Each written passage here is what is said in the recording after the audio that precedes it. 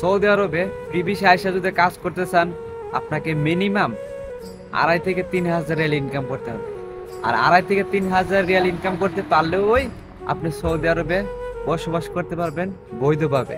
2.5 থেকে 3 হাজার টাকা যদি ইনকাম করতে না পারেন, সৌদি আরবে আপনি অবৈধ হয়ে থাকতে হবে আর কি।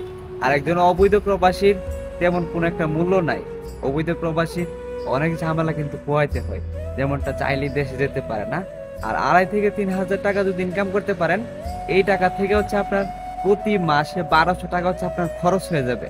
1200 টাকার মধ্যে আপনার যাবে 500 টাকা কফিলের ফায়দা দিতে হবে।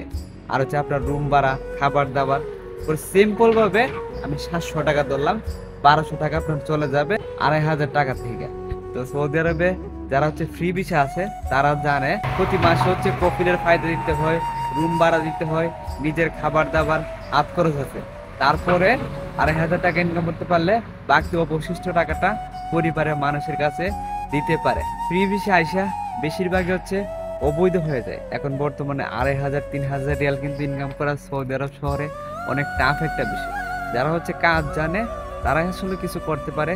আর বেশিরভাগ প্রবাসীরা আমরা প্র্যাকটিক্যালি তেমন কোনো কাজ জানি না, তাই আমরা তেমন বেশি টাকা ইনকাম করতে পারি না। আমরা 1200-1400 রিয়ালের ইনকামে বেতনে কাজ করতে পারি, এর বেশি টাকা আমাদের পক্ষে ইনকাম করা কোনোভাবে সম্ভব না।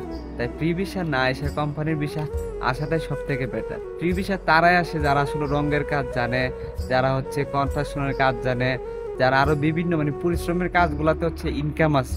এই ধরনের কাজে কষ্ট যেমন আছে, ইনকামও আছে। এগুলোতে হাজিরাতে কাজ করে ভালো টাকা কিন্তু ইনকাম করতেছে, কফিলও ফায়দা দিতেছে, বছরে বছর ইকামা রিনিউ করতেছে। ইকামা রিনিউ করতে গেলে 5 থেকে 6 হাজার টাকা লাগে। আপনি যদি একজন কফিল ধরার পরে ওই মাসে মাসে ফায়দা দেন, তাহলে আপনার ইকামাটা বছরে রিনিউ করে দিবে কিন্তু। তো ভালো থাকবেন, সুস্থ থাকবেন। ভিডিওটি যারা দেখছেন ভালো লাগলে শেয়ার করে দিবেন।